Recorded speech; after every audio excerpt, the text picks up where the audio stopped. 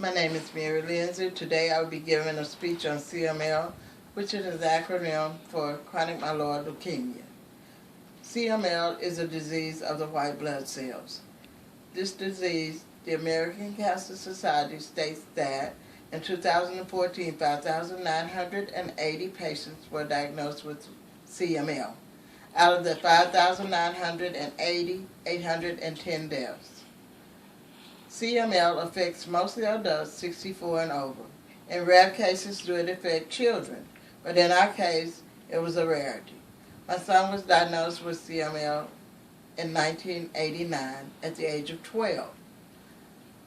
Before diagnosis, he had the symptoms of weight loss. He had some weakness. He had bone and joint pain. He also had some loss of appetite, enlargement of the spleen, and some bruising. Those were some of his symptoms. After being diagnosed with CML, some of his treatments were after interferon. He took that shot 3 times a week. After 3 times a week, for about 4 weeks, that shot led to kidney failure. He's on dialysis for about 3 weeks to get his kidney back working right. So after that, they started working. They put him on pills. Those pills worked. He stayed on those for about a year. During that time, we discussed a bone marrow transplant. His sister was the donor for the transplant. He had it.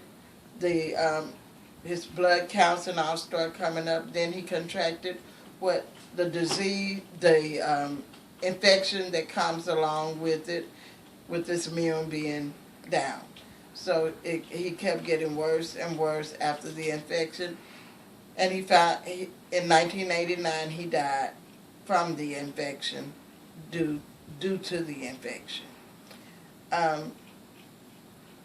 Research has come a long way since the 90s. In this decade, 50 to 60% of patients live 5 years and over. The medicines are fantastic now.